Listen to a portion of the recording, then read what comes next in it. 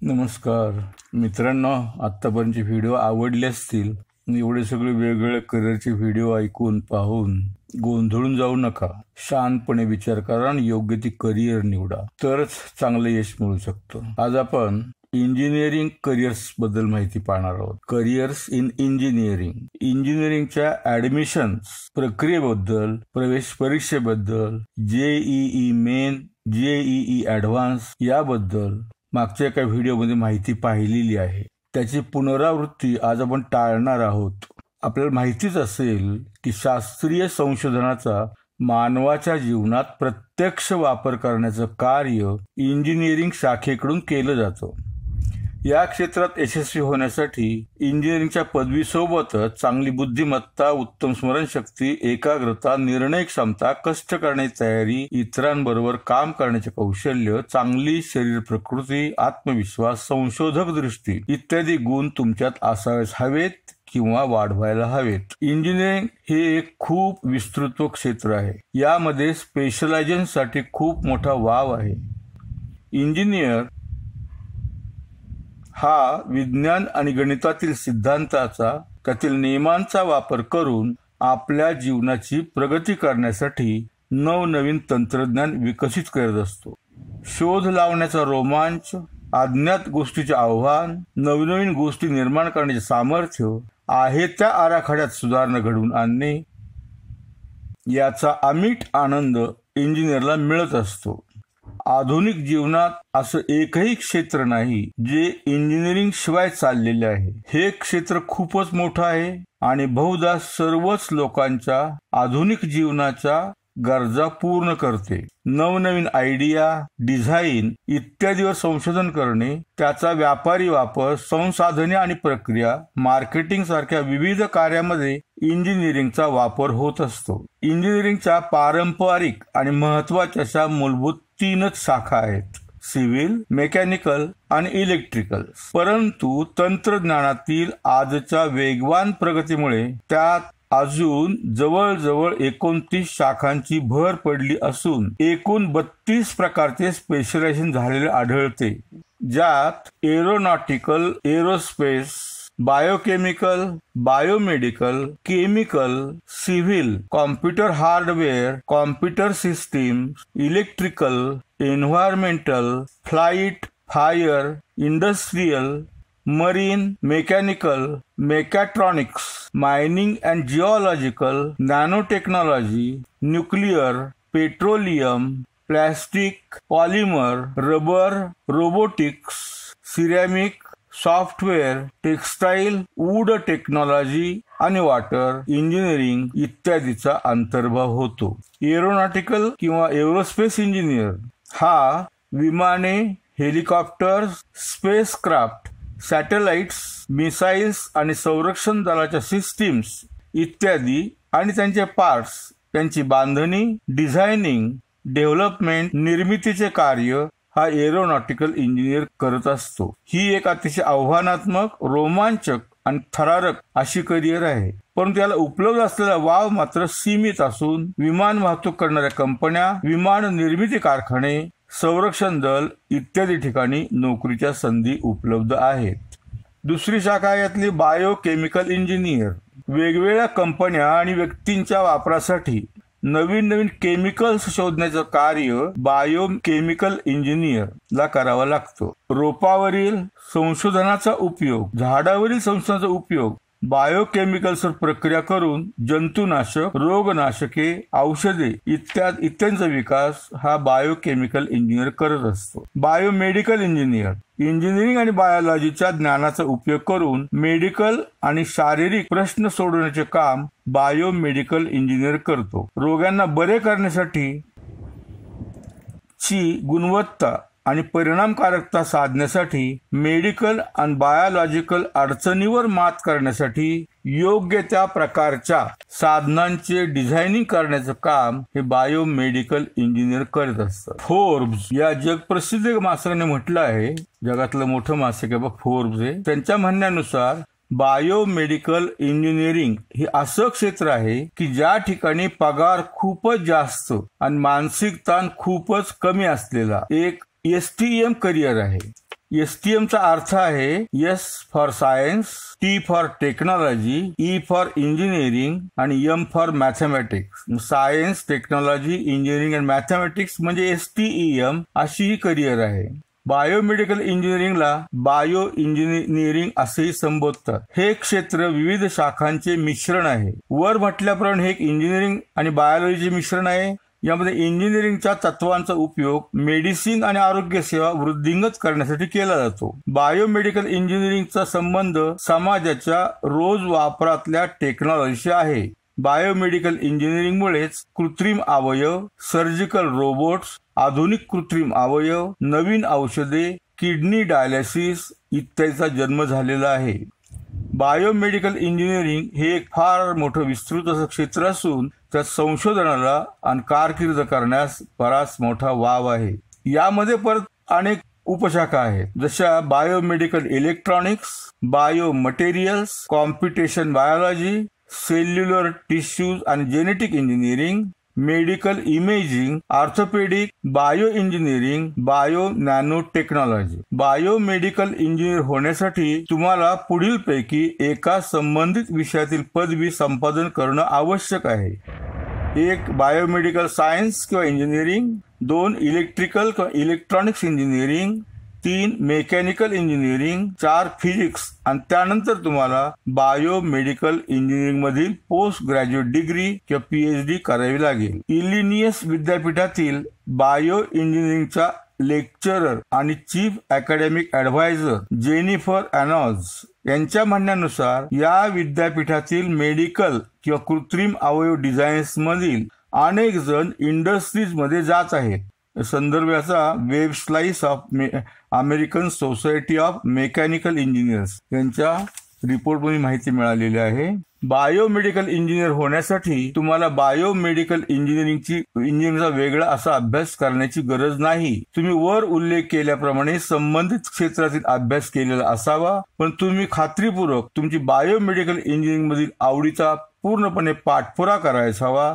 जर तुम्ही biomedical engineering डिग्रीची निवड केली तर तुम्हाला सगळ्या नॅचरल सायन्सेसचा आणि त्यापेक्षा काही अधिकचा अभ्यास करावा लागेल. त्यामध्ये खालील विषयांचा अंतर्भाव असेल: गणित, रसायन, पदार्थविज्ञान, computer programming, molecular biology, genetics अपेक्षित आहे. यामध्ये जास्त गरज आहे ती मॅथमॅटिक्स आणि फिजिक्सची. या क्षेत्रात यशस्वी होण्यासाठी सगळ्याच करिअरमध्ये आवश्यक असतं. चांगलं संवाद कौशल्य तर हवंच, इतरांवर काम करण्याची मानसिकता हवी, उत्तम निरीक्षण, एकाग्रता, शोधक दृष्टी, क्रिटिकल थिंकिंग, निपुणता आणि सजगता, कॉम्प्युटरचे ज्ञान, high level of software development skill इत्यादीची गरज भासेल. बायोमेडिकल इंजिनियरला टेक्निशियन्सना मिळणारा पगार असा आहे.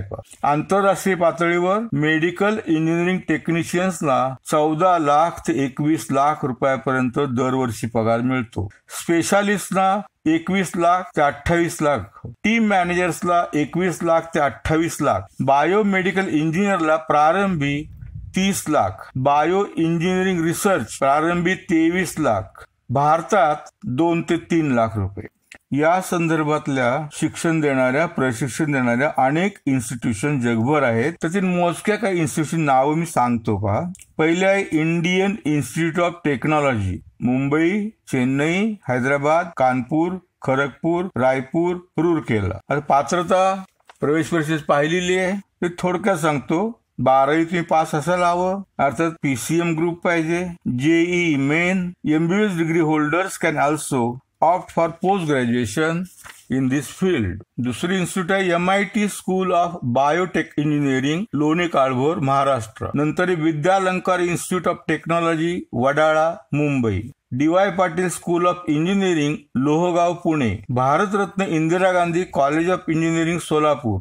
Watumull institute of engineering, Mumbai. Thadomal Shahani engineering college, Mumbai. George institute of technology, America. Harvard university, America. मोनाश university, Australia. National university of Singapore.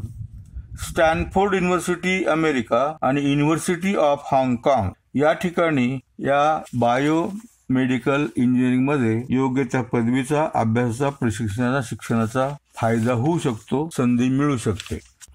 Chemical engineer रासायनिक आणि भौतिक बदल घडवून आणणाऱ्या कारखान्यातील प्लांटमधील यंत्राचे डिझायनिंग, नियंत्रण, हाताळणी, उभारणी इत्यादी कामे केमिकल इंजिनियर करतो. इंजिनिअरिंग आणि केमिस्ट्रीच्या ज्ञानाचा उपयोग करून केमिकल्स आणि संबंधित प्रॉडक्टची निर्मिती करणाऱ्या प्रोसेसिंग पद्धतीचे डिझायनिंग इत्यादी कामे हा केमिकल इंजिनियर करत असतो. त्यांना फार्मास्युटिकल कंपन्या, अन्न प्रक्रिया, केमिकल्स आणि ऑइल कंपन्यांमध्ये नोकरीच्या संधी उपलब्ध आहेत. नंतर सिव्हिल इंजिनियर मोठमोठ्या बांधकाम प्रकल्पांचे रस्ते, इमारती, एअरपोर्ट्स, बोगदे, धरणे, पूल, पाणी पुरवठा योजना, सांडपाण्याची ट्रीटमेंट इत्यादीचे डिझायनिंग आणि सुपरविजनचे काम सिव्हिल इंजिनियर करतो. यामध्ये पुढे structural engineering, environmental engineering, transport आणि कन्स्ट्रक्शन इंजिनिअरिंग यामध्ये स्पेशलायझेशन करण्यासाठी वाव उपलब्ध आहे.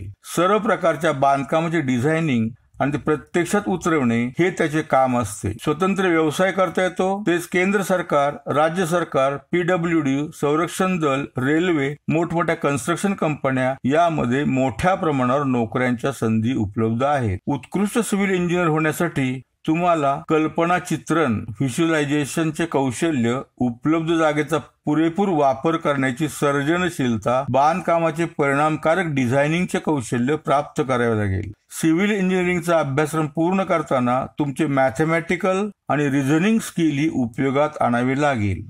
इंजिनिअरिंग ड्रॉइंग ही एक अत्यंत आवश्यक गोष्ट आहे. त्यासाठी तुम्हाला अचूक तांत्रिक ड्रॉइंग स्किल विकसित करावे लागेल. संवाद, नियोजन, व्यवस्थापन कौशल्य चांगली नोकरी मिळवण्यासाठी आत्मसात करावे लागतील. भारतासारख्या विकसनशील देशात सिव्हिल इंजिनिअरिंगना चांगली मागणी आहे. सिव्हिल इंजिनिअरिंग जगातील सर्वात जुनी आणि इंजिनिअरिंग मधील खूप लोकप्रिय शाखा आहे. त्यांनाही काही महत्वाचे सिव्हिल इंजिनिअरिंगचे सॉफ्टवेअर शिकून घेतल्यानंतर IT सेक्टर मध्येही नोकरी मिळू शकते. सिव्हिल इंजिनियर्सना मिळणारा वार्षिक पगार 3.5 लाख ते 20 लाखापर्यंत मिळू शकतो. IITच्या विद्यार्थ्यांना मिळणारा पगार खूपच अधिक असतो. अनुभवाप्रमाणे पगार वाढत जातो. आंतरराष्ट्रीय कंपन्याही खूप चांगला पगार देतात. कॉम्प्युटर इंजिनियर संगणकांची डिझायनिंग, निर्मिती, उत्पादन, जुळणी, कंट्रोल सिस्टीम्स इत्यादी हार्डवेअर, कॉम्प्युटर प्रोग्रॅमिंग इत्यादी सॉफ्टवेअरची निर्मिती, विकास, अपेक्षेप्रमाणे बदल, super computer, graphical terminals, laser आणि इंकजेट प्रिंटर्स, मल्टीमीडिया मशीन्स, पॅन्टिम युक्त कॉम्प्युटरची निर्मिती इत्यादी कार्य कॉम्प्युटर इंजिनियर करीत असतो. स्वतंत्र व्यवसाय बरोबर कॉम्प्युटर निर्माण करणाऱ्या कंपन्यांमध्ये, कॉम्प्युटर वापरणाऱ्या कंपन्यांमध्ये, संरक्षण दले, रेल्वे, केंद्र सरकार, राज्य सरकार आणि परराष्ट्रात सुद्धा नोकरीच्या खूप चांगल्या संधी उपलब्ध आहेत. IT सेक्टरमध्ये 2 प्रकारच्या करिअर्स आहेत. एक म्हणजे हार्डवेअर सेक्टर आणि दुसरं सॉफ्टवेअर सेक्टर. संपूर्ण करिअर उत्पादन, डिझाईन आणि मेंटेनन्स ऑफ द मशीन्स इत्यादीचा समावेश हार्डवेअर सेक्टरमध्ये येतो. या हार्डवेअरमध्ये बसवलेले उपयुक्त प्रोग्राम्स म्हणजे सॉफ्टवेअर ज्यामुळे कॉम्प्युटर्स काम करतात. हार्डवेअर इंजिनियर डिझाईन, संशोधन, विकास, कॉम्प्युटरशी संबंधित चिप्स, सर्किट बोर्ड्स, राउटर्स यांचं परीक्षण इत्यादी कामे हार्डवेअर इंजिनियर करीत असतो. कॉम्प्युटर हार्डवेअर सेक्टरमध्ये सर्व्हिस इंजिनिअरिंगच्या नोकऱ्या मिळतात. त्यांना कॉम्प्युटर तयार करणाऱ्या कंपन्या, कॉम्प्युटर विक्रेते यांच्याकडे सर्व्हिसिंग आणि मेंटेनन्सचे काम मिळते. हार्डवेअर संबंधित हार्डवेअर आणि सॉफ्टवेअरचे हार्डवेअर आणि सॉफ्टवेअरचे संरेखन म्हणजे अलाइनमेंट, दुरुस्ती इत्यादी कामेही हार्डवेअर इंजिनियरच्या अखत्यारीत येतात. सॉफ्टवेअर इंजिनियर हा कॉम्प्युटर सायन्स, इंजिनिअरिंग आणि मॅथमॅटिकल अनालिसिसच्या ज्ञानाचा उपयोग करून सॉफ्टवेअर डेव्हलप करणे, टेस्टिंग करणे, मूल्यांकन करणे, सर्किट्स, पर्सनल कॉम्प्युटर्स इत्यादी कार्ये सॉफ्टवेअर इंजिनियर्सला करावी लागतात.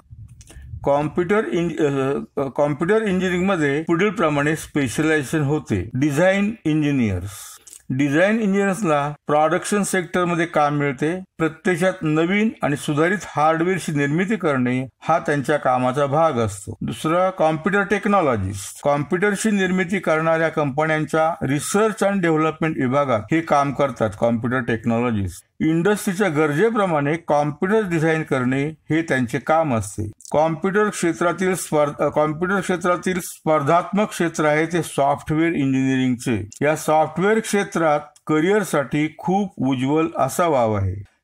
या क्षेत्रात पुढील प्रकारच्या नोकऱ्या उपलब्ध आहेत आणि त्यासाठी सॉफ्टवेअर इंजिनियर्स यांना सर्व जगात खूप मागणी आहे. त्यामध्ये प्रोग्रॅमर्स, सॉफ्टवेअर प्रोग्राम्स तयार करणे, त्यांची कार्यक्षमता तपासणे आणि अंतिम ग्राहकाला ते आपल्या कॉम्प्युटर सिस्टीममध्ये बसवून त्यांचा वापर करण्यास मदत करण्याचे कार्य करतात. ऍप्लिकेशन प्रोग्रामर्स सिस्टीम अनालिस्टच्या सूचनेप्रमाणे युजर फ्रेंडली प्रोग्राम तयार करण्याचे काम ऍप्लिकेशन्स प्रोग्रामर्स करतात. त्यांना नोकऱ्या मिळतात त्या सॉफ्टवेअर कंपन्यात किंवा कन्सल्टिंग फर्म्समध्ये आणि प्रोग्राम बनवण्याच्या इन्स्टॉल करण्याच्या वेळी प्रत्यक्ष ग्राहकाच्या क्लायंटच्या बरोबर काम करतात. सिस्टीम्स प्रोग्रामर्स यांचे काम पूर्णपणे अकॅडमिक स्वरूपाचे असते. ते सिस्टीम सॉफ्टवेअर तयार करतात ज्यावर ऍप्लिकेशन्स प्रोग्राम चालवले जातात. यांना नोकऱ्या मिळतात त्या सॉफ्टवेअर कंपन्यात आणि रिसर्च इन्स्टिट्यूट्समध्ये. अनालिस्ट प्रोग्रामर्स मध्यम आकाराचा कॉम्प्युटरायझेशन प्रोजेक्ट उभा करणे संपूर्ण प्रक्रिया अनालिस्ट प्रोग्रामर्स हाताळतात. ते क्लायंटची गरज काय आहे ते प्रथम समजावून घेतात, त्या अनुषंगाने प्रोग्राम्स तयार करतात, त्याचे परीक्षण करतात आणि मग हे सॉफ्टवेअर बसवतात. मोठ्या प्रमाणावर कॉम्प्युटर नेटवर्क असणाऱ्या संघटनांमध्ये ते काम करताना दिसतात.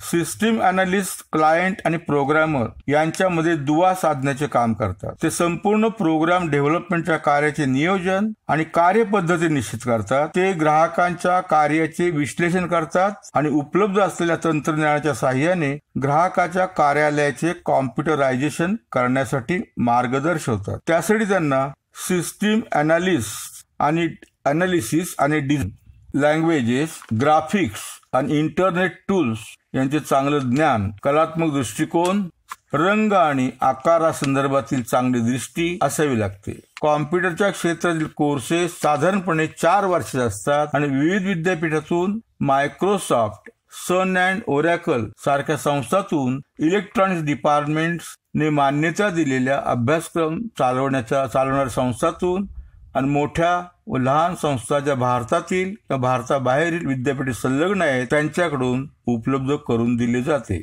कॉम्प्युटरचे ग्रॅज्युएशन आणि पोस्ट ग्रॅज्युएशन अभ्यासक्रम उपलब्ध असलेल्या संस्था देखील अनेक आहेत. त्यातील काही महत्त्वाच्या संस्थांची नावं मी सांगतो पहा. College of engineering Pune, college of engineering Navi Mumbai, IIT Mumbai, Delhi, Chennai, Kanpur आणि Kharagpur, SNDT women's university Santacruz Mumbai, Thadomal Shahani engineering college Mumbai, Victoria jubilee technical institute Matunga Mumbai, वाटरमन institute of electronics engineering, computer technology आणि electronics instrumentation Mumbai, computer circle Hanuman मंदिराजवळ Rathi Nagar Amravati, Mahindra institute of software engineering Andheri east Mumbai आणि school of information technology Mumbai. मातीचे तत्वज्ञान, biology आणि chemistry इत्यादीच्या ज्ञानाचा उपयोग करून वातावरणाचे प्रश्न सोडविण्यासाठी एन्व्हायरमेंटल इंजिनियर कार्य करत असतो. तो एन्व्हायरमेंटशी संबंधित प्रॉब्लेम्सचा विचार करतो आणि वातावरणाचे रक्षण करण्यासाठी योग्य ते मार्ग आणि पद्धती शोधून काढून त्यांची प्रक्रिया अंमलात आणतो. वेगळी करिअर पाहिजे एन्व्हायरमेंटल इंजिनियर. फ्लाईट इंजिनियर, कुठल्याही विमानातील एक महत्वाचा क्रू मेंबर म्हणजे फ्लाईट इंजिनियर आणि विमानाचे सर्व भाग व्यवस्थित कार्य करण्याच्या स्थितीत आहेत की नाही हे तपासणे आणि त्यांना कार्यक्षम अवस्थेत ठेवणे हे त्याचे कार्य होय. इंडस्ट्रियल इंजिनियर, कारखान्यात उत्पादनाच्या प्रक्रियेतील अनावश्यक फालतू गोष्टी कमी करणे, कामगार, मशीन्स, मटेरियल्स आणि इंधनाचा कार्यक्षमपणे उपयोग कसा करता येईल याची जबाबदारी इंडस्ट्रियल इंजिनियरची असते. त्यालाच प्रोडक्शन इंजिनियर असंही संबोधलं जातं. कार्यक्षम नियोजन, उत्पादन प्रक्रियेचे योग्य ते नियंत्रण आणि उत्पादनाच्या घटकात योग्य तो समन्वय साधून जास्तीत जास्त आणि गुणवत्तापूर्ण उत्पादन करण्याचं कार्य प्रोडक्शन इंजिनियरला करावं लागतं. इंजिनिअरिंगच्या विस्तृत ज्ञान बैठकीमुळे सर्व प्रकारच्या इंजिनिअरिंग आणि मॅन्युफॅक्चरिंग कंपन्यात, संरक्षण दल, केंद्र व राज्य सरकार आणि शिक्षण संस्थांत नोकरीच्या संधी मिळतात. पुढची शाखा आहे पहा मरीन इंजिनियर. सागरी वाहतूक करणारी जहाजे, बोटी, पाणबुड्या, सागरी machinery, engines, boilers, refrigerators, steam connections, जहाजाच्या डेकवरील मशिनरी इत्यादीची देखभाल, दुरुस्ती, निर्मिती, उभारणी आणि बांधणीची कामे मरीन इंजिनियरला करावी लागतात. मर्चंट नेव्ही, भारतीय आणि परराष्ट्रीय जहाज वाहतूक कंपन्या, मरीन मशिनरी निर्मिती करणारे कारखाने इत्यादी ठिकाणी नोकरीच्या संधी उपलब्ध आहेत. या क्षेत्रात पगारी खूप मिळतात, परंतु घरापासून दूर राहावं लागतं. त्यामुळे इथं माणसांची वानवा आहे. मरीन इंजिनिअरिंग केलं तर झटपट तुम्हाला नोकरी मिळू शकते. पुढची शाखा आहे मेकॅनिकल इंजिनियर. यांचा संबंध सर्व प्रकारच्या मशिनरीशी येतो. इंजिन्स, टूल्स, मशिनरीचे डिझायनिंग, विकास, उभारणी, निर्मिती, त्यांचे मेकॅनिझम, त्यांचं कार्य, कारखाने, power plant, transportation, refrigeration, air conditioning, अंतर्गत ज्वलन याबाबतची व्यवस्था करणे हे मेकॅनिकल इंजिनिअरचे काम आहे. Engineering, automobile, chemical, power, aeronautical इत्यादी विविध प्रकारच्या कंपन्या, केंद्र आणि राज्य सरकार, रेल्वे, संरक्षण दले इत्यादी ठिकाणी नोकरीच्या संधी उपलब्ध आहेत. पुढची एक नवीन शाखा आहे मेकॅट्रॉनिक्स इंजिनियर. आपण नाव ऐकलं नसेल एखाद्या वेळेस. Mechatronics engineer mechanical, electricals, instrumentation आणि रिअल टाइम सॉफ्टवेअर अशा प्रकारे इंजिनिअरिंगच्या विविध ज्ञान कौशल्याने सुसज्ज असलेला इंजिनियर म्हणजे मेकॅट्रॉनिक इंजिनियर. यामध्ये पहा मेकॅनिकल इंजिनिअरिंग आले, इलेक्ट्रॉनिक्स इंजिनिअरिंग आले, इन्स्ट्रुमेंटेशन इंजिनिअरिंग आले आणि सॉफ्टवेअर इंजिनिअरिंग देखील आलेलं आहे. मायक्रोसॉफ्ट, ॲपल, गुगल सारख्या जायंट कंपन्याकडून 1 कोटी रुपयापर्यंतच्या जॉब ऑफर्स या मेकॅट्रॉनिक्स इंजिनिअरला मिळतात. इलेक्ट्रॉनिक्स आणि कॉम्प्युटर कंट्रोल सिस्टीम असलेल्या एअरक्राफ्ट, रोबोट, मोटर व्हेकल्स, कॅमेरे, पॉवर जनरेशन, मायनिंग आणि केमिकल प्लांट मशिनरीचे डिझायनिंग, डेव्हलपमेंट आणि मेंटेनन्सचे कार्य मेकॅट्रॉनिक इंजिनियर्स करतात. त्यासोबतच automation, intelligent system, industrial control system इत्यादी तपासणी, पडताळणी, मेंटेनन्सची कामे पाहतात. अतिशय इंटरेस्टिंग आणि चॅलेंजिंग करिअर आहे ही मेकॅट्रॉनिक्स इंजिनिअरिंगची. जगभरात खूप मागणी आहे या इंजिनियर्सला. त्यांना मिळणारा पगार भारतात 6.5 लाख रुपयापर्यंत, 6.5 लाखपर्यंत सुरुवातीला पगार मिळतो. तर सायमन सारख्या कंपनीत महिन्याला 1,42,000 ते 1,55,000 रुपये पगार मिळतो महिन्याला. जर्मनीत 45,000 ते 50,000 युरो मिळतात. 1 युरोचा भाव साधारण 85 रुपये आहे. अमेरिकेत वर्षाला $50,750 ते $96,980 मिळतात. $1 साधारणतः 75 रुपयापर्यंत आहे. म्हणजे याचा अर्थ असा की मेकॅट्रॉनिक्स इंजिनिअरला खूप मागणी तर आहेच आहे, पगार देखील खूप चांगले मिळतात. ही एक वेगळी शाखा आहे, अतिशय आकर्षक शाखा आहे इंजिनिअरिंग मधील. त्याचा विचार तुम्ही करावा असं मला वाटतं. पुढची शाखा आहे मायनिंग अँड जिओलॉजिकल इंजिनियर. खनिज द्रव्यांचे, पेट्रोलियमचे साठे शोधून काढणे, त्यासाठी प्लॅन तयार करणे, खाणीतून खनिज पदार्थ सुरक्षितपणे बाहेर काढण्याच्या पद्धती बसवणे, त्यासाठी योग्य त्या यंत्रांची उभारणी करणे. मायनिंग इंजिनिअरिंग भूअंतर्गत खाणीचे डिझायनिंग करणे, मायनिंग शाफ्ट्स आणि टनेल्सच्या उभारणीवर देखरेख करणे, खाणीतून निघणारे खनिज त्यावरील प्रक्रिया करणाऱ्या प्लांट्स पर्यंत नेण्यासाठी योग्य अशी ट्रान्सपोर्टची व्यवस्था निर्माण करणं, खनिज उत्पादनावर लक्ष ठेवणं, जमीन संपादन, हवा आणि पाणी यांचे प्रदूषण यावर उपाययोजना सुचवणं आणि या खाणी इत्यादी प्रत्यक्ष उत्पादनासाठी एकूण वातावरण सुरक्षित आहे का ते तपासणे आणि योग्य ती खबरदारी घेणे इत्यादी कामे करतो. मायनिंग इंजिनियर बहुधा एकाच खनिजाबाबत किंवा धातूबाबतचे स्पेशलायझेशन केलेले असते. काही वेळा मायनिंग इंजिनियर्स जिओलॉजिस्ट बरोबर आणि मेटलर्जिकल इंजिनिअरिंग बरोबर काम करतात आणि खनिज साठा शोधून काढतात आणि त्यांचे मूल्यांकन करतात. जिओलॉजिकल इंजिनियर्स ही स्वतंत्ररित्या खनिज साठे शोधून काढतात आणि नंतर ते खनिज बाहेर काढण्यासाठी सुरक्षित आणि कार्यक्षम पद्धतीचे पूर्ण नियोजन करतात. भारतात Indian bureau of mines, geological survey of India, coal India limited, Hindustan petroleum इत्यादी कंपन्यात तसेच आंतरराष्ट्रीय मायनिंग आणि पेट्रोलियम कंपन्यातही नोकरीच्या संधी मिळतात. त्यांना मिळणारा सरासरी पगार वार्षिक $92,250 तर पगाराची रेंज $54,550 ते $1,51,000 अशी आहे. तर बऱ्याचशा नवीन शाखा सांगतो. इंजिनिअरिंग खूप मोठं क्षेत्र मगाशी म्हटलेले मी सुरुवातीलाच. 32 शाखा आहेत नवीन वेगवेगळ्या. आपल्याला बरीच नावं नाहीत, 5-6 शाखांची नावं माहिती असतात. त्या नवीन शाखांची नाव माहिती करून घ्या. त्यात आवड निर्माण झाली तर त्या क्षेत्रामध्ये करिअर करण्याचा प्रयत्न करा. त्या दृष्टीने पदवी मिळवा. पुढचं नॅनो टेक्नॉलॉजी इंजिनियर ही शाखा देखील नवीन आहे, खूप डिमांड असलेली आहे. विज्ञानाच्या सूक्ष्म परंतु आश्चर्यकारक अशा अणु परमाणूंच्या पातळीवर इलेक्ट्रॉनिक्स उपकरणे, सेन्सर इत्यादी सारख्या प्रॉडक्ट्स मध्ये अशा प्रकारे सूक्ष्म प्रणाली पार्ट्स योग्य प्रकारे वापरणे, संशोधन करून मॉलिक्युलरच्या पातळीवर विज्ञानात, मानवाच्या आरोग्यात, तंत्रज्ञानात, वातावरणात बदल घडवून आणण्यासाठी योग्य ती उपकरणे त्यांचं डिझायनिंग करणं, देखभाल करणं, निर्मिती करण्याचं काम नॅनो टेक्नॉलॉजी इंजिनियर मेडिकल साठी योग्य त्या स्वरूपाची गॅजेट्स निर्माण करून देण्याचं काम देखील हे नॅनो टेक्नॉलॉजी इंजिनियर्स करतात.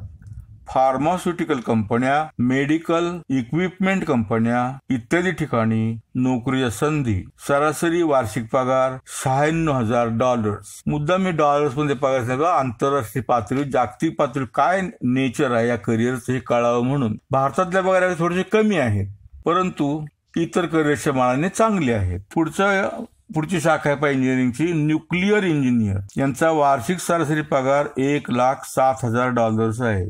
सायन्स आणि टेक्नॉलॉजीमध्ये जर तुम्हाला खूप आवड असेल तर ही एक अतिशय इंटरेस्टिंग करिअर आहे. न्यूक्लिअर इंजिनियर्स इंजिनिअरिंग आणि टेक्नॉलॉजी, फिजिक्स, मॅथमॅटिक्स, डिझाईन आणि केमिस्ट्री या 5 क्षेत्रात खूपच हुशार असतात. Reactor, radiation shielding, safety standards लक्षात घेऊन ऑपरेशनल न्यूक्लिअर पॉवर प्लांटचे मेंटेनन्स इत्यादी कामे न्यूक्लिअर इंजिनियर्सला करावी लागतात. नंतर पेट्रोलियम इंजिनियर, पृथ्वीच्या पृष्ठभागाखाली क्रूड ऑइल आणि नॅचरल गॅसचे साठे शोधणे आणि ड्रिलिंगसाठी जास्तीत जास्त आर्थिक बचत करणारे आणि प्रभावी साधने निश्चित करणे, जेणेकरून ज्या कंपन्यांसाठी तो काम करतो आहे त्या कंपनीला फायदा होईल असा दृष्टिकोन ठेवून पेट्रोलियम इंजिनियर काम करत असतो. पुढची शाखा आहे रोबोटिक इंजिनियर. जी कार्य करणे मानवी हाताबाहेरचे आहे त्यासाठी रोबोट आणि रोबोटिक सिस्टीम्स उपयोगी पडतात. त्यांचं डिझायनिंग करणं, परीक्षण करणं आणि निर्मितीही करणं जी कार्यक्षम, उत्पादक आणि खरेदी करण्यासाठी स्वस्त, वापरासाठी सुकर आणि मेंटेनन्ससाठी कमी खर्चिक असतील त्यासाठी त्यांना कॉम्प्युटर एडेड डिझायनिंग, उत्पादन सिस्टीमचा म्हणजे CAD किंवा CAM वापर करावा लागतो. त्यांच्या दैनंदिन कामात रोबोटची रचना करणे, त्यांना टेस्ट करणे, निर्माण केलेल्या रोबोटिक सिस्टीमच्या नियंत्रणासाठी सॉफ्टवेअरचे डिझायनिंग करणे, जेणेकरून उत्पादन क्षेत्रात कमी वेळात, अचूक, कमी खर्चात उत्कृष्ट दर्जाचे उत्पादन करता येईल. कॅलिफोर्नियातील NVIDIA तसेच नासा, गुगल, iRobot, ब्रेनटेक यासारख्या आंतरराष्ट्रीय कंपन्यातून रोबोटिक इंजिनियर्सला चांगल्या संधी उपलब्ध आहेत. परंतु रोबोटिक इंजिनियर जवळ सिस्टीमचा विचार करण्याची ताकद, प्रोग्रॅमिंग माइंडसेट, सतत नवनवीन शिकण्याची प्रवृत्ती, गणिताची आवड, निर्णय क्षमता, उत्तम संवाद कौशल्य, टेक्नॉलॉजिकल डिझायनिंग कौशल्य इत्यादी गुण आवश्यक असतात. रोबोटिक इंजिनियरला भारतात सध्या मिळणारा सरासरी वार्षिक पगार आहे $4,32,000. 4,32,000 पर्यंत पगार मिळतो. अमेरिकेत वार्षिक 81,000 ते 88,000 डॉलर्सच्या दरम्यान पगार मिळतो. पुढची शाखा आहे वॉटर इंजिनियर. स्वच्छ पाणी पुरवठ्याची आणि खराब पाण्याची, सांडपाण्याची विल्हेवाट लावण्याची यंत्रणा उभारणे, त्यासाठी डिझायनिंग करणे, पुरासारखी परिस्थिती उद्भवू नये म्हणून खबरदारीच्या मार्गाची उभारणी करणे इत्यादी कामे वॉटर इंजिनियरला करावी लागतात. पुढची शाखा आहे इन्स्ट्रुमेंटेशन इंजिनियर. उत्पादनासाठी लागणारी हत्यारे किंवा यांत्रिकरित्या वापरायची हत्यारे, उपकरणे आणि इन्स्ट्रुमेंट्सना कारखान्यांचे डोळे आणि कान समजले जाते, कारण त्यांच्याशिवाय उत्पादन करणं केवळ अशक्यच असते. अशा इन्स्ट्रुमेंटची डिझायनिंग, निर्मिती, बांधणी, उभारणी, देखभाल, दुरुस्ती इत्यादी कार्ये इन्स्ट्रुमेंटेशन इंजिनियर करतो. सार्वजनिक आणि खाजगी कंपन्यातील रिसर्च अँड डेव्हलपमेंट विभागात, स्टील उद्योगात, सिमेंट उद्योगात, पेट्रोल कंपन्यात, खत कारखान्यात, औष्णिक विद्युत केंद्रात नोकरीच्या संधी उपलब्ध आहे. पुढची शाखा आहे ऑटोमोबाईल इंजिनियर. ही आपल्या माहितीची असेल. सर्व प्रकारच्या यांत्रिक वाहनांचे आणि त्यांच्या सब सिस्टीम्सचे डिझायनिंग, नियोजन, उत्पादन, दुरुस्ती, देखभाल इत्यादी कार्ये ऑटोमोबाईल इंजिनियर करीत असतो. स्वतंत्र उद्योगास चांगला वाव उपलब्ध आहे. तसेच वाहने निर्माण करणाऱ्या कंपन्या, वाहतूक करणाऱ्या कंपन्या, स्टेट ट्रान्सपोर्ट्स, संरक्षण दले इत्यादी ठिकाणी नोकरीच्या संधी उपलब्ध. पुढची शाखा आहे telecommunication engineer. Telephone, telegraph, radar, radio, television, teleprinter, wireless इत्यादीच्या साहाय्याने दळणवळण प्रस्थापित करणे, टेलिफोनच्या लाईन्स टाकणे, टेलिफोन एक्सचेंजची उभारणी, telecommunication system, studio, TV station, वापरलेले ट्रान्समीटर्स आणि रिसिव्हिंग स्टेशनचे डिझायनिंग, उभारणी, देखभाल, दुरुस्ती, तपासणी इत्यादी प्रकारची कामे टेलिकम्युनिकेशन इंजिनियरला करावी लागतात. रेडिओ, दूरदर्शन, सीमा सुरक्षा दल, सेंट्रल रिझर्व्ह पोलीस फोर्स, संरक्षण दले, पोलीस, रेल्वे, त्या दळणवळण साधनाची निर्मिती करणारे कारखाने इत्यादी ठिकाणी नोकरीच्या संधी उपलब्ध आहेत. पुढची शाखा आहे इंजिनिअरिंगची ॲग्रिकल्चरल इंजिनियर. ॲग्रिकल्चर इंजिनियरला बायोलॉजिकल इंजिनियर म्हणूनही ओळखलं जातं. शेतातील यांत्रिक अवजारे, शेतीवरील बांधकामे, ग्रामीण विद्युत विकास, बायोगॅस इत्यादीसाठी डिझायनिंग, विकास, नियोजन, नियंत्रण, दुरुस्ती, उभारणी करणे, जमिनीची धूप थांबवणे, पाण्याची बचत करणे, शेतीमालाचे उत्पादन वाढविण्यासाठी सर्व शेती कामाचे यांत्रिकीकरण करणे, त्यासाठी आवश्यक ती कार्यवाही करणे, जंगल, जलशेती, जमिनीवरील शेती इत्यादीशी संबंधित विकासाची, उत्पादन क्षमता वाढविण्यासाठीच्या योजना राबवणे, उत्तम प्रतीच्या अन्न प्रक्रिया पद्धती शोधून काढणे इत्यादी कार्ये ॲग्रिकल्चरल इंजिनियरला करावी लागतात. पुढची शाखा आहे टाउन आणि कंट्री प्लॅनर इंजिनियर. उपलब्ध जमिनीचा जास्तीत जास्त वापर करून शहराची आणि गावांची वाढ सुनियोजित पद्धतीने करण्याचं काम टाउन प्लॅनिंग इंजिनियर करीत असतो. ही सिव्हिल इंजिनियरच असतो, परंतु टाउन प्लॅनिंगचा विशेष अभ्यास त्याने केलेला असतो. केंद्र सरकार, राज्य सरकार, हाऊसिंग बोर्ड, खाजगी सल्लागार इत्यादी ठिकाणी नोकरीच्या संधी उपलब्ध. ते स्वतःचा कन्सल्टिंग व्यवसायही करता येतो. पुढची शाखा आहे हायवे इंजिनियर. सर्व प्रकारचे रस्ते, राज्य हमरस्ते, राष्ट्रीय हमरस्ते त्या संदर्भातील विशेष ज्ञानामुळे डिझायनिंग त्यांचं करणं, सर्व्हे करणं, बांधणी करणं इत्यादी कार्ये हायवे इंजिनियर करीत असतो. खरं तर हा देखील सिव्हिल इंजिनियरच असतो, परंतु त्यासोबतच हायवे आणि ट्रॅफिक इंजिनिअरिंग मधील विशेष ज्ञान त्याने मिळवलेले असते. संरक्षण दले, केंद्र आणि राज्य सरकार, बंदरे, बांधकाम कंपन्या इत्यादी ठिकाणी नोकरीच्या संधी उपलब्ध. पुढची शाखा आहे मेटलर्जिकल इंजिनियर.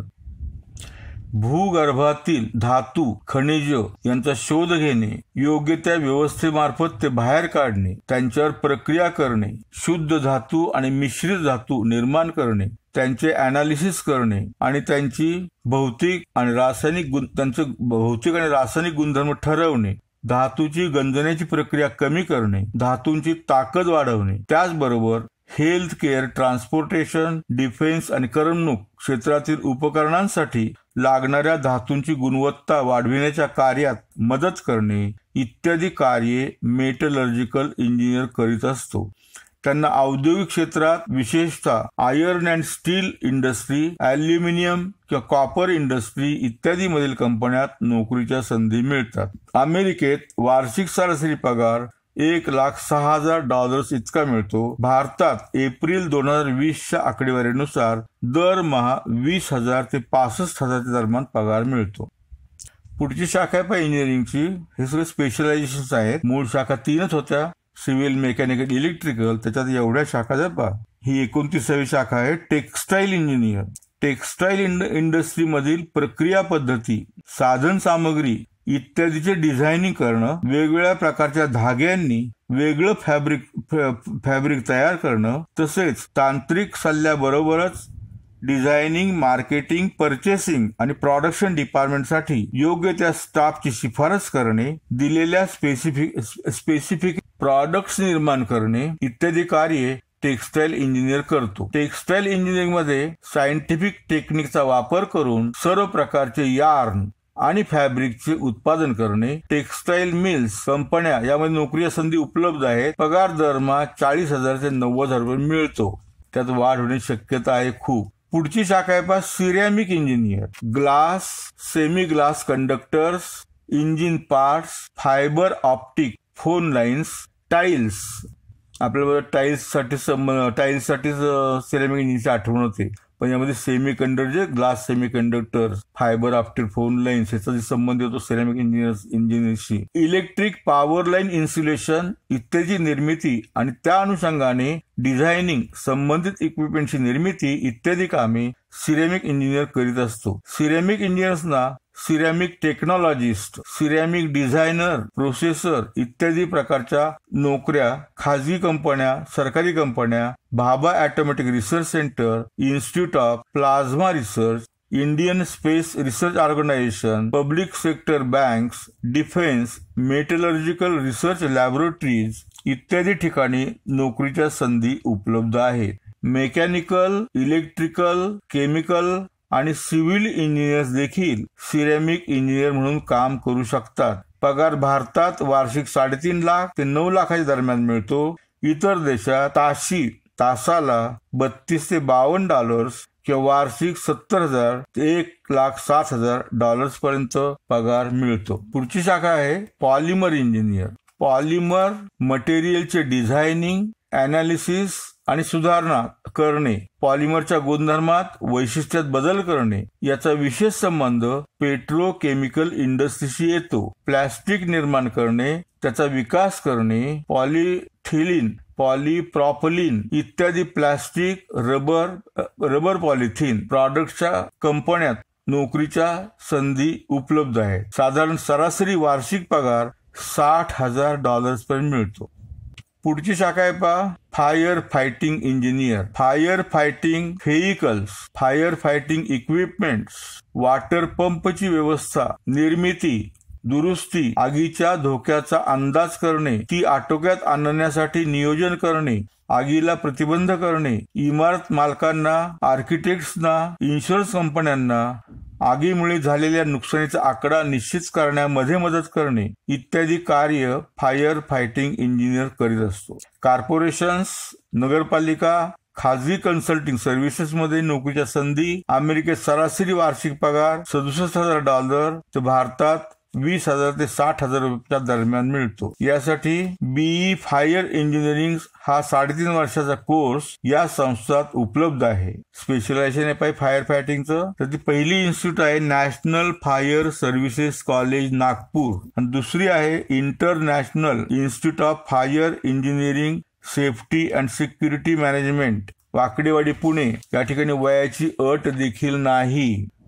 पुढची शाखा आहे wood technologist. WOOD wood technologist. विविध प्रकारच्या लाकडांच्या गुणधर्मांचे अनालिसिस करून त्यांचा जास्तीत जास्त चांगला उपयोग कोणत्या कामासाठी होऊ शकेल त्यात फिजिकल, केमिकल आणि बायोलॉजिकल गुणवैशिष्ट्यांचा अंतर्भाव होतो. कमीत कमी खर्चामध्ये लाकडे कापण्याच्या पद्धतीचे डिझायनिंग, लाकडांच्या सीझनिंगसाठी, साठवणुकीसाठी, त्यांचे आयुष्य वाढवण्यासाठी वापराच्या ट्रीटमेंटच्या पद्धतीचे नियोजन, नियंत्रण करणे, आग, बुरशी, कीड यापासून संरक्षण करण्याच्या पद्धती ठरवणे, वेगवेगळ्या हवामानात टिकून राहण्यासाठी त्यावर करायच्या प्रक्रियांच्या पद्धती निश्चित करणे, त्यापासून प्लायवूड, अल्कोहोल, वूड, प्लास्टिक इत्यादी तयार करण्यासाठीच्या पद्धती संशोधन, विशिष्ट उपयोगासाठी उत्तम लाकूड निवडणे इत्यादी कामे वूड टेक्नॉलॉजिस्टना करावी लागतात. खाजगी फर्निचर तयार करणाऱ्या कंपन्यांमध्ये सुपरवायझर, मॅनेजर अशा स्वरूपाच्या नोकऱ्या उपलब्ध आहेत. सरासरी पगार दरमहा 30,000 किंवा अधिक मिळतो. वार्षिक पगार 2.5 लाख ते 3.25 लाखाच्या दरम्यान आहे. मेकॅनिकल वूड इंडस्ट्रीज टेक्नॉलॉजीचा कोर्स आहे तो Indian plywood industries research institute, Tumkur road, Bangalore 11 महिन्याचा कोर्स आहे. वयाची मर्यादा 18 ते 28 वर्ष, ओबीसी साठी 31 वर्ष, SC आणि ST साठी 33 वर्ष. त्यांची वेबसाईट आहे www.ipriti.com. 11 महिन्याचा कोर्स आहे. या वेबसाईटला भेट दिली का अधिक माहिती मिळेल. काही वेगळ्या प्रकारचे करिअर आहे. इंजिनिअरिंग मधलीच आहे. 12वीच्या विद्यार्थ्याला इंजिनियर व्हायचं एवढंच स्वप्न पडत असतं, पण काय इंजिनियर व्हायचं आहे हे मात्र त्याला समजत नाही. इतक्या अनंत शाखा आणि स्पेशलायझेशन आहे इंजिनिअरिंग मध्ये. ते जर समजून घेतलं तर अगदी अचूक अशी शाखा तुम्हाला निवडता येऊ शकेल. म्हणून हा सारा प्रपंच केलेला आहे. आता इंजिनिअरिंगला ऍडमिशन घेण्यासाठी काय करायला हवं यासाठी मी मागच्या व्हिडिओमध्ये तपशीलवार माहिती सांगितलेली आहे. तो व्हिडिओ अवश्य पुन्हा एकदा पहा आणि त्या दृष्टीने तयारीला लागा. पण प्रवेश परीक्षेच्या आधी आपल्याला नक्की कुठली शाखा निवडायची यावर विचार करून ठेवा. थोडक्यात मी सगळ्या शाखांबद्दल, त्यातल्या त्या शाखेच्या इंजिनियरच्या बद्दल, त्याच्या कामाबद्दल माहिती सांगितलेली आहे. त्या इंजिनिअरिंग क्षेत्रामध्ये करिअर करण्यासाठी BE, BTech या पदवीशिवाय डिप्लोमा करूनही करिअर करता येते. आणि हा इंजिनिअरिंगचा डिप्लोमा 10वी नंतर 3 वर्षाचा असतो. 10वीतल्या गुणाच्या आधाराचा प्रवेश मिळतो. 12वी सायन्स केलेल्यांना डायरेक्ट दुसऱ्या वर्षाला प्रवेश मिळतो. या कोर्ससाठी तुमचे गणित आणि सायन्स या विषयातील तुम्हाला चांगली गती हवी आणि त्याची आवडी हवी. इंजिनिअरिंगचा डिप्लोमा केल्यानंतर तुम्हाला शासकीय सेवेत किंवा खासगी कंपन्यातून ज्युनियर इंजिनियर म्हणून नोकरी मिळू शकते. तसेच डिप्लोमा होल्डरसाठी 10% जागा डायरेक्ट प्रवेशासाठी BE डिग्रीसाठी राखीव असतात. त्यामुळे तुम्हाला इंजिनिअरिंग मधील पदवी मिळवण्याचे स्वप्न देखील पूर्ण करता येते. शिवाय इथेही प्रवेश डायरेक्ट दुसऱ्या वर्षाला मिळतो. तसेच नोकरी करत करत BTech, BE पदवी समकक्ष AMIE सारखी इंजिनिअरिंग मधील पदवी ही मिळवता येणं शक्य आहे. सदर डिप्लोमा कोर्ससाठी महाराष्ट्रात प्रवेश मिळण्यासाठी 10वीला किमान 35% गुण आवश्यक आहे. प्रत्यक्षात मात्र खूप स्पर्धा असल्याने 75%च्या पुढे गुण मिळवणाऱ्यांना इथे प्रवेश मिळताना दिसतो. डिप्लोमा इन इंजिनिअरिंग मधील